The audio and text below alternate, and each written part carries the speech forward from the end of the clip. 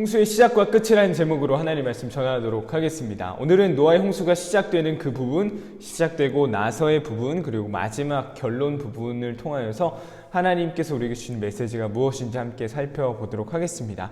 첫 번째 질문입니다. 방주를 완성시킨 노아에게 하나님이 하신 명령은 무엇이었나요?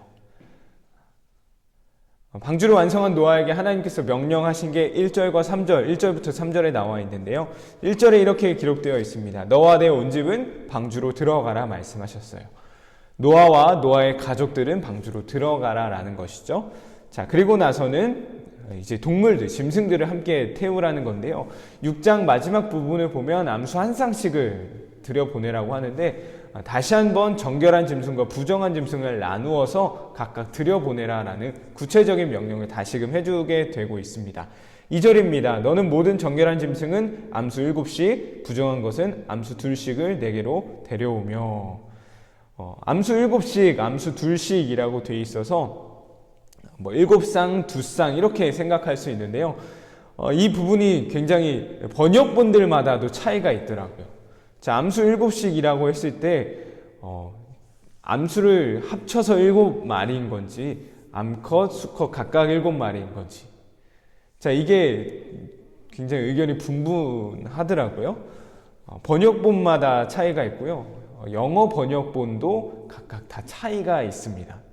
7쌍 한 쌍으로 보는 분도 있고 7쌍 2쌍 그리고 7마리로 보는 그런 번역본들도 있습니다. 그렇게 막 엄청 중요한 부분은 사실 아닌 것 같아요. 네. 여기서 주목해야 될 것은 무엇일까요? 하나님의 관심이 지금 어디에 있느냐예요. 우리의 관심은 어디에 있을까요? 자, 이런 질문들 많이 들어보셨죠? 어떻게 그 많은 동물들이 방주 안에 다 탈 수 있었을까요? 과연 그 방주 안에는 공룡도 들어가 있었을까요? 그래서 막 여러 가지 이야기들이 참 많이 있습니다. 어린 동물들이 탔을 거다. 큰 동물들이 다 타면 너무 비좁아서 이 새끼들이 탔을 거다. 그럼 뭐 펭귄은 어떻게 하냐? 남극 가서 펭귄 잡아왔냐? 뭐 이런 많은 이야기들이 참 있죠. 노아의 방주 안에는. 과학적으로 역사적으로 접근하려고 하는 것이 바로 우리의 모습이지 않나 싶어요. 우리의 관심은 참 그런 데 많이 가 있죠. 자, 그런데 성경이 지금 우리에게 말해주고 있는 것은 무엇일까요? 성경이 말해주는 것은요, 곧 하나님이 어디에 더 관심을 두고 계신지예요. 하나님의 관심은 어디에 있는 걸까요? 그것은 바로 정결한 짐승과 부정한 짐승의 구분에 있다라는 거예요. 하나님은 누가 탔는지, 새끼가 탔는지, 그러면 물고기는 어떻게 됐는지, 남극에 가서 펭귄을 잡아온 건지, 공룡은 있었는지 이거에 관심이 있으신 게 아니라요. 정결한 짐승, 부정한 짐승. 이 두 개를 구분시키셨다라는 거예요. 이것이 주는 메시지는 무엇일까요? 하나님은 부정한 동물조차 보존되어야 할 생물 가운데 포함시키셨다라는 겁니다.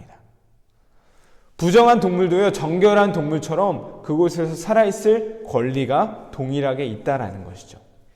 자, 이것을 우리의 교회로 연결시켜 볼까요? 우리 저번 주에 함께 그 교회로 연결시켜서 방주를 살펴봤었죠.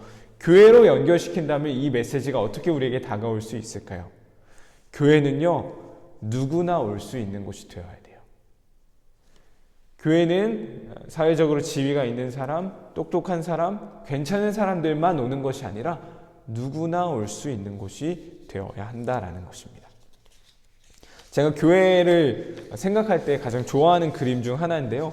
이미지로 준비하지 못해서 이렇게 가지고 왔습니다. 자, 이런 그림입니다. 한번 보이시나요? 위에는 그레이스라고 써 있고요. 밑에는 어메이징 그레이스라고 되어 있습니다. 윗부분을 보면 멀끔한 사람들이 같이 예수님과 앉아 있죠. 이거 은혜라고 되어 있어요. 자, 근데 놀라운 은혜는 무엇일까요? 밑에 보면 참 여러 종류의 사람들이 나와 있죠. 보면요, 술잔을 들고 있는 사람도 있고 몸을 파는 그런 여인도 있고요, 약물을 복용하는 사람, 외계인도 있고 거지, 그리고 헤비메탈을 하는 사람도 있습니다. 저는 교회가 이런 곳이 되어야 하지 않을까 싶어요. 바로 어메이징 그레이스, 놀라운 은혜가 있는 곳이 바로 교회입니다. 우리 한국 땅에, 당시 조선 땅에 기독교가 들어왔을 때요, 기독교가 힘을 가질 수 있었던 이유는 무엇이었을까요?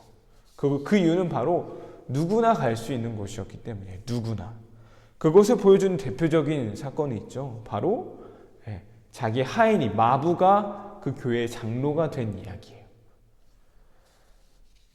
교회에 왔는데 주인이 자기 마부를 데리고 왔던 거죠. 근데 마부도 같이 예배를 드리게 됐고, 같이 신앙생활을 시작해서 장로, 당시 투표라고 해야 될까요?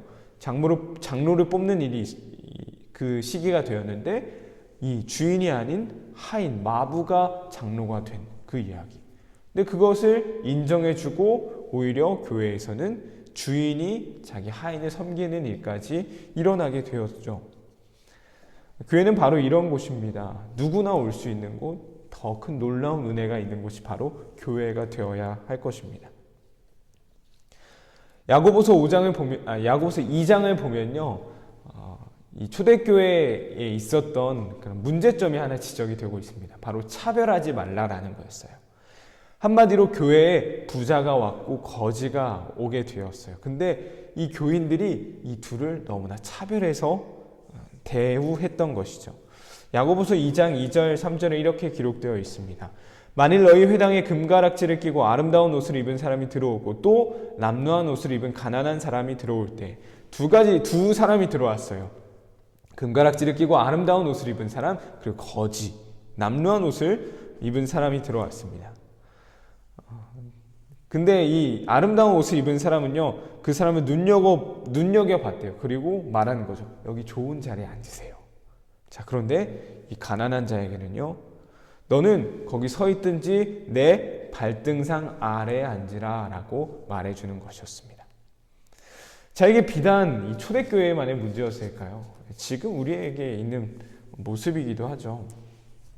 우리도 모르게 우리 안에는요, 이런 차별하는 모습, 교회에 그래도 왔는데 어떻게 저런 사람이 올 수 있어? 이런 마음이 우리 안에 있다라는 거예요.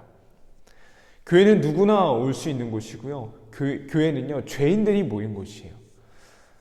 교회는 누구나 오는 곳이기 때문에 우리가 반드시 해야 할 일이 있습니다. 무엇일까요?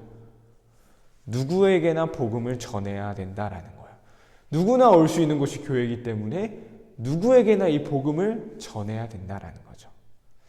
사실 전도하다 보면요, 저 사람은 그래도 좀 내 이야기를 들어줄 것 같고 이 선물도 받아줄 것 같아.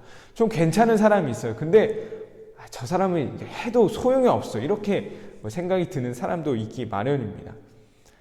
안 받아줄 것 같은 사람도 있죠. 근데요, 누구에게나 복음을 전할 수 있어야 합니다.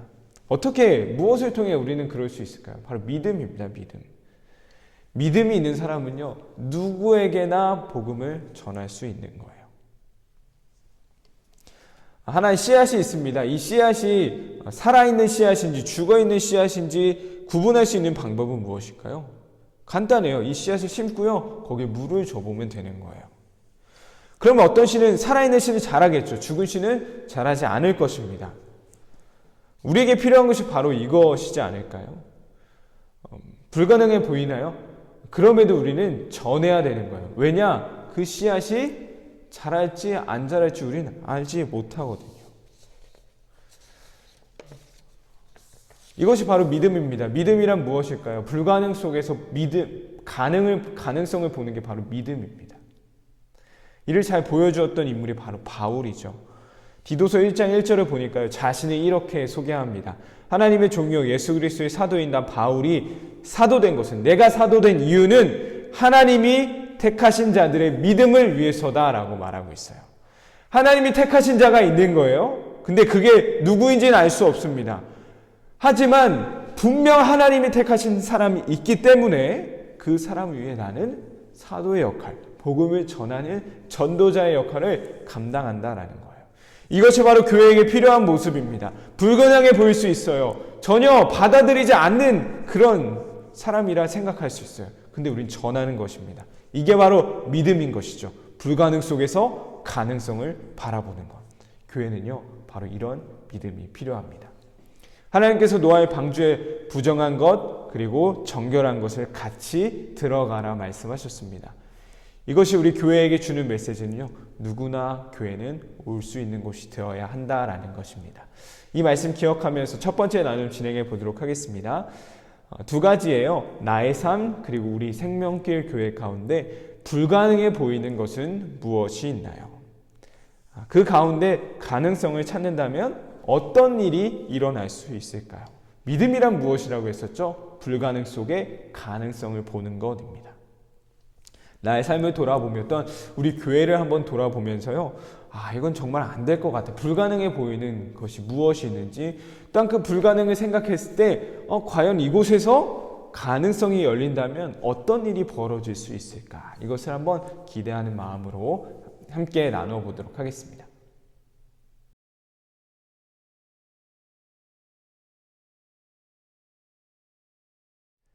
두 번째 질문입니다. 하나님 말씀대로 노아의 가족들과 동물들이 방주에 들어간 후에 며칠 동안 비가 쏟아졌나요? 11절, 12절에 나와 있습니다. 노아가 600세 되던 해 둘째 달 곧 그 달 11의 날이라. 그날에 깊은 샘들이 터지며 하늘의 창문들이 열려 40주야를 비가 땅에 쏟아졌더라. 정답은요, 40주야 동안 비가 땅에 쏟아졌다라는 겁니다. 40일 밤낮으로 비가 쏟아졌다라는 거죠. 11절에 이런 표현들이 있습니다. 큰 기품의 샘, 또 하늘의 창문들이 열렸다라는 표현들이 있죠. 이것을요, 엄청난 홍수였다라는 것에 대한 시적인 표현으로 볼 수도 있고요. 또한 하나님께서 창조하셨던 그 창조가 지금 해체되는 것으로 볼 수도 있습니다. 둘 다 맞는 것 같아요. 하나님께서 창조하실 때요, 궁창을 만드시고 궁창 위와 궁창 아래의 물로 나누셨죠. 이 궁창 아래의 물은요, 물을 한 곳으로 모으시면서 이제 땅이 묻이 드러나게 하셨습니다. 사람이 사는 곳은 어디였나요? 이 드러난 땅에서 사람이 살게 되었죠. 하나님께서는 이것을 지금 해체해 버리시는 거예요. 하나님 창조하셨던 것을 다시금 무너뜨리고 계신 것이죠. 40일 동안 홍수가 진행되었습니다. 한번 우리 상상해 볼까요? 비가 막 쏟아지고 있어요. 첫째 날, 둘째 날, 셋째 날, 그 정도는 괜찮았겠죠. 자, 그런데요, 일주일이 지나고 2주일이 지났는데도 비가 멈추지 않는 것입니다. 한번 상상해 보면 좋을 것 같아요. 과연 노아의 가족들 말고 다른 사람들은 어떤 마음이었을까요? 그냥 비가 오나 보다. 근데 비가 안 멈추네? 일주일이 지나도 2주일이 지나도. 참 재밌죠. 분명히 이 하나님께서 40일이라는 기간 동안 비를 내리셨는데요. 이 40일 동안 회개하고 돌아왔다라는 그 사람이 단 한 사람도 없습니다. 100년 동안, 아니 그 이상의 시간을 노아가 방주를 지었을 거예요. 자, 그런데 사람들은 분명히 조롱했을 것입니다. 물어봤을 것이고요. 사람들은 바보라고 했겠죠. 미련하다고 했겠죠. 근데요, 그 말이 지금 이루어지고 있는 거예요.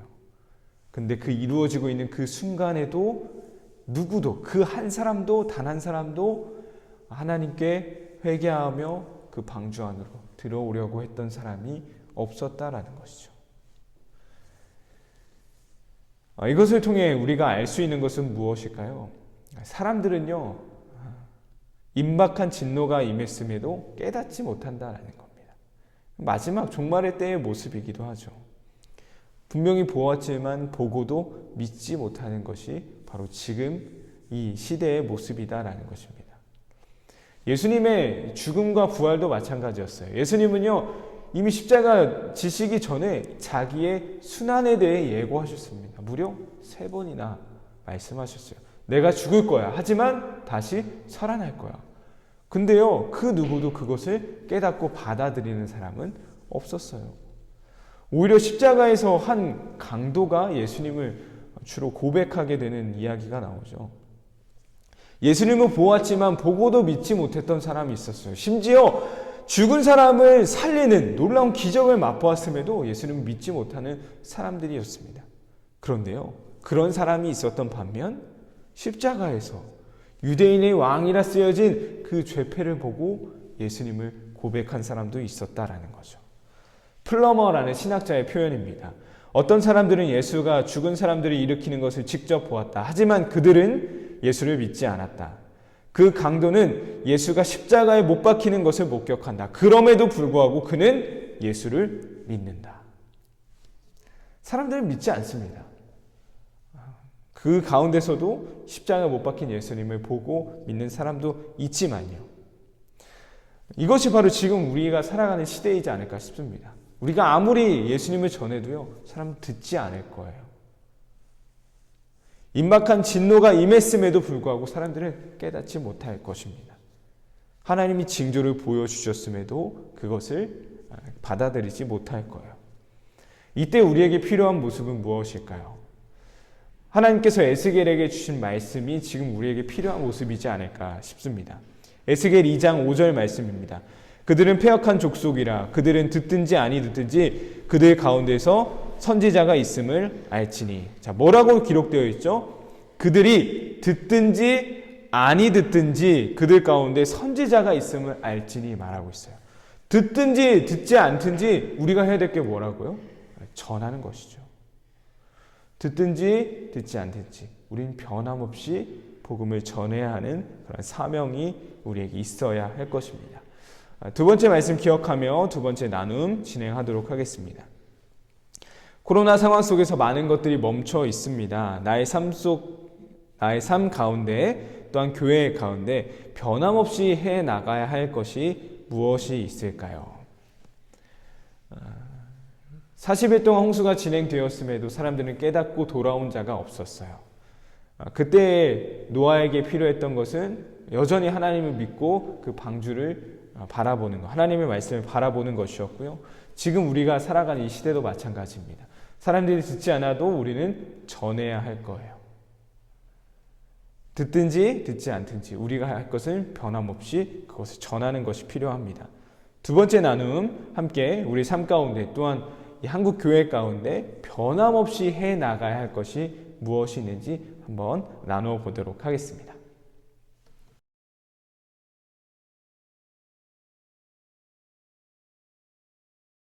세 번째 질문입니다. 홍수의 결론인데요. 40일 동안 비가 쏟아진 결과 어떻게 되었을까요? 창세기 7장 23절에 기록되어 있습니다.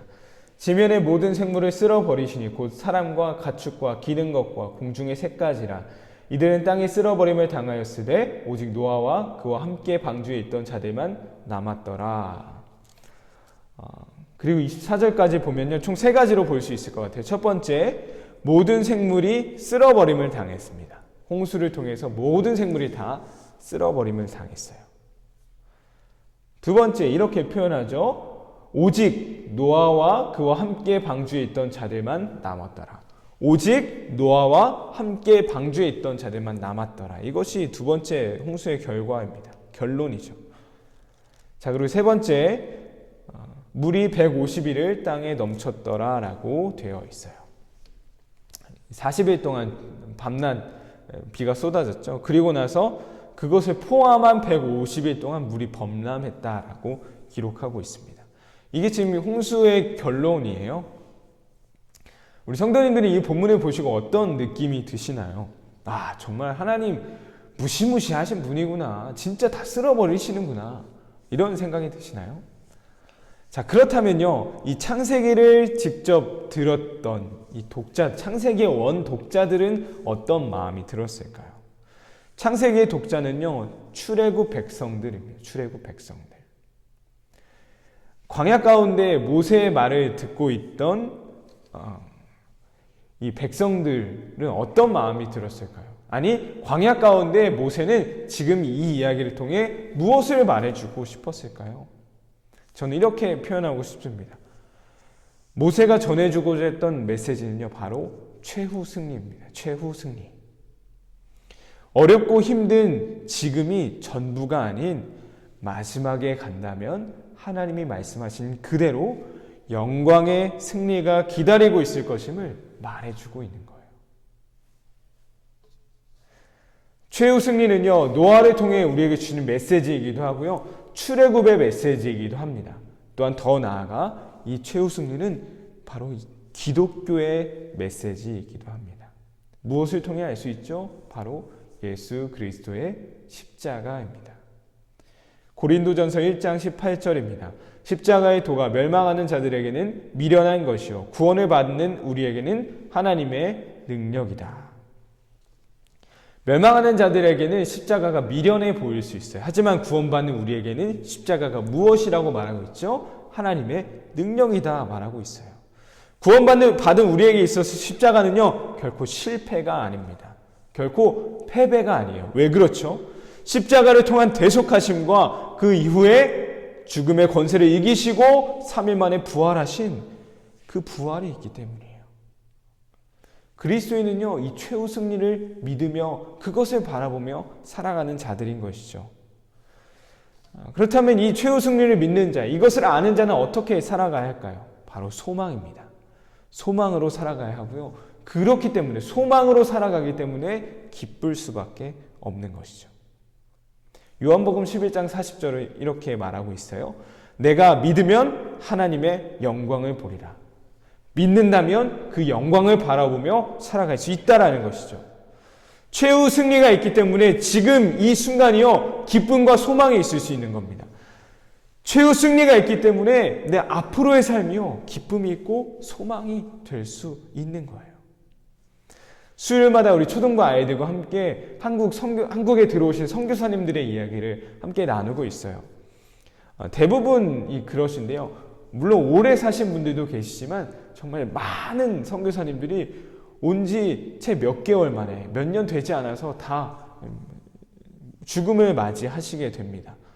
참 그 모습들을 보면서 두 가지 생각이 드는 거예요. 첫 번째, 과연 나라면 저렇게 할 수 있었을까? 두 번째입니다. 어떻게 해서 선교사님들이 이 조선 땅에 오실 수 있었을까? 과연 무슨 마음이 있었을까? 오늘 말씀과 연결시켜 본다면요. 선교사님들에게 있었던 건 무엇이었을까요? 바로 최후 승리입니다. 그분들에게 있었던 것은요. 바로 최후 승리예요. 지금이 다가 아니기 때문에, 지금이 끝이 아니기 때문에 우리는 최후 승리가 있기 때문에 소망으로 살아갈 수 있는 우리 모든 생명교회 성도님들 되시길 소망합니다. 왜 그럴 수 있을까요? 우리에겐 최후 승리가 있기 때문이죠. 모든 생물이 쓸어버리면 당했지만 오직 노아와 함께 방주에 있던 자들은 남아있었다. 이것은요 바로 우리에게 최후 승리가 있음을 말해주고 계신 것입니다. 마지막 세 번째 나눔입니다. 최후 승리를 믿는다면 지금을 소망의 눈으로 보며 살아갈 수 있습니다. 가정, 직장, 교회 가운데 나는 무엇을 소망하며 살아가고 있나요? 마지막으로 함께 나눠보도록 하겠습니다.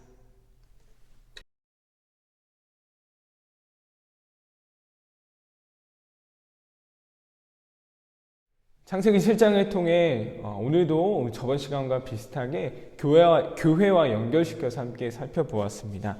세 가지였는데요. 첫 번째, 교회는 누구나 올 수 있는 곳이 되어야 해요. 그렇기 때문에 우리는 누구에게나 복음을 전해야겠죠. 불가능해 보이더라도요. 불가능 속의 가능성을 바라보는 것. 그것이 바로 믿음입니다. 그 믿음으로 전할 수 있는 우리 모두가 되었으면 좋겠습니다. 두 번째는요. 변함없이 우리의 사명을 감당해야 된다라는 것이었죠.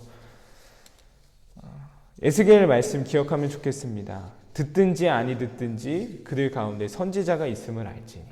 우리가 해야 될 게 바로 이거예요. 40일 동안 비가 쏟아졌지만 그 누구도 하나님께 돌아오는 자가 없었어요. 이것이 바로 지금을 살아가는 우리 시대의 모습입니다. 우리가 전하더라도 듣지 않을 거예요. 우리가 해야 될 건 무엇일까요? 그럼에도 불구하고 듣든지 듣지 아니하든지 전하는 것이 필요할 것입니다. 변함없이 우리가 감당해야 할 모습이겠죠. 마지막 세 번째는 최후 승리입니다. 홍수의 결과를 통해서 우리가 기억해야 될 건 최후 승리가 있다. 최후 승리를 아는 자는 지금을 소망으로 살아간다고 했었습니다. 이 세 가지 말씀 기억하면서 정말 마지막 때에 교회로서의 사명을 잘 감당할 수 있는 저와 여러분 되길 간절히 소망합니다.